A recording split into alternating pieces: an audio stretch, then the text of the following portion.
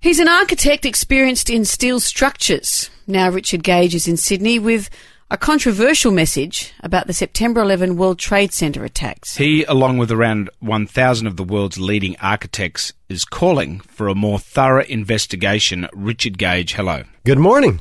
It's awesome to be here with you guys in Sydney. Well, look, it's nice to see you. You're an eminent architect, so you haven't just come at your theories from looking at the buildings and doing drawings of them and wondering what's going on.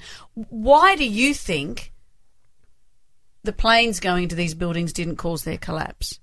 Because all of the evidence that we've not seen in the mainstream media tells us that, and we haven't seen in the official reports, the FEMA report, the NIST report, which is the National Institute for Standards and Technology. Architects and engineers, for instance, are completely unaware that there was a third skyscraper to be destroyed on that day. It happens in the afternoon of 9/11. It's a 47-story building, not hit by an airplane, which falls at 5:20 in the afternoon, symmetrically, smoothly, all the way down into its own footprint almost in just 6.5 seconds at virtually free-fall acceleration. What that means is the columns have to have been removed and could only have been removed explosively. This, and we find evidence of explosives in the dust. We find several tons of molten metal, which is laced with thermite. Thermite ejects liquid molten iron as its byproduct. This is a huge problem for the official story. They deny, in fact, that it exists, and yet there's all of these witnesses, including the World Trade Center structural engineer himself, Leslie Robertson, talking about all of this molten metal. That the building you're talking about, I remember that at the time, and they said that they demolished that because it had been made unsafe. Well, there's all these varying stories. That's one of the early stories. And these firemen aren't even in the building putting the fires out because they've been told to stand back. And there's stories of demolition. There's people moving, construction workers and policemen moving people back to this line. And yet, the official story comes out right away. No, this building came down due to fire. Normal office fires, we're told, by the way, and yet there were only 8 to 10 fairly isolated and fairly small pockets of fires in this building. Well, how can a fire, which is an organic process, bring a building smoothly, symmetrically, straight down into its own footprint in 6.5 seconds? This is only done with explosive-controlled demolition. Apart from the science, what does that tell you about what happened on that day? Yeah, well, this is a dark chapter that's opening in the awareness of the American people and, in fact, across the world. Every major metropolitan area across the world has a 9/11 Truth Movement, members of it. We just spoke to over 250 people in Sydney about this subject and the implications, as you're asking. If these were controlled demolitions, that means that at least the building portion of 9/11 was planned by some sort of an inside group, because let's face it, Al-Qaeda didn't have access to these extremely highly secure buildings or the access to this very, very sophisticated material.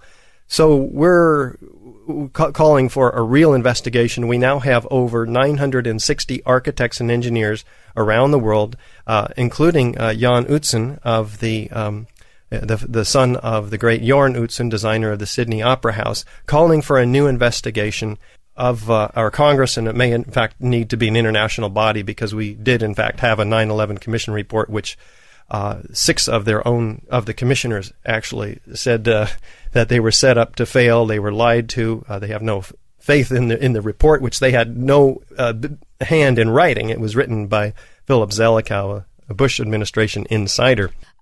Can I just say that many people thought the Twin Towers collapsed oddly, but doesn't they found that the plane actually took a lot of the support structures. So it wasn't the heat, because they're saying that heat couldn't have done it, that it wasn't the heat, that the support structures came out, and that's what created this shockwave upon shockwave as the weight of each floor compounded upon itself. Yes, the official story says that these hot fires due to jet plane impacts and then ignition of the jet fuel of the office contents cause structural weakening. That is their best explanation, but it ignores almost all of the evidence, part of which we've already cited, the evidence of thermite and all the dust, the evidence of molten metal, but also the behavior of the Twin Towers. What happens in the North Tower, we have 15-story section, which we're told is what drove the rest of the building down. Now, the problem is that we have an immediate, sudden, and and some almost symmetrical descent of this top story, but it's not crushing the rest of the building. It's destroying itself in the first 4 seconds. It's gone. Its volume has disappeared in 4 seconds. Its contents have been expelled laterally. We're talking 4-ton perimeter wall units expelled 600 feet. The physics of that is such that it has to be instantly ejected at 50 to 70 miles per hour. Convert that to kilometers. Yeah. Sorry. Go on, Jonesy. It's probably about 80 kilometers. Okay. This is extremely fast. Only explosives can accomplish this. So what's your explanation then? The plane went into the building, and then the government put a crack squad up there and said, right, let's blow this building up. Or is the whole thing a conspiracy from the get-go? Well, this is the key question. Having said all this, say, for example, it all comes out that it is what you're saying, the government aren't going to say, oh, okay, you're right, sorry about that. You'd be careful. There's a sniper probably pointed at you right now. I'll just move away. No, people haven't been disappearing yet. We're glad to see. So there'd be those that say that this was a giant picture construed to fulfill George Bush's destiny of the foreign policy he wanted to pursue. Well, he clearly, the neocons that he brought into power prior to his coming into the administration, Paul Wolfowitz, Rumsfeld, Dick Cheney, others, Jeb Bush, they all signed a document called the Project for a New American Century, in which they outlined their goals, which included regional hegemony in the Middle East, a vast expansion of the military budget, space dominance, and other things. And they cited that these goals would take a long time absent a catalyzing and catastrophic event like a new Pearl Harbor. And so George Bush writes in his diary the next day, we had our new Pearl Harbor today, in the next day. Bloody hell. And I just thought it was to get Kelly Clarkson to win American Idol. Let's blame her. That's all that comes down. Well, Richard, this is fascinating. It's a fascinating tale, and you've certainly given me a lot of food for thought, and I'm sure people listening to this will no doubt have the same views. Thank you for joining us. You're very welcome, and I encourage your listeners to check out the website. The evidence is amazing. Once again, it's AE911truth.org.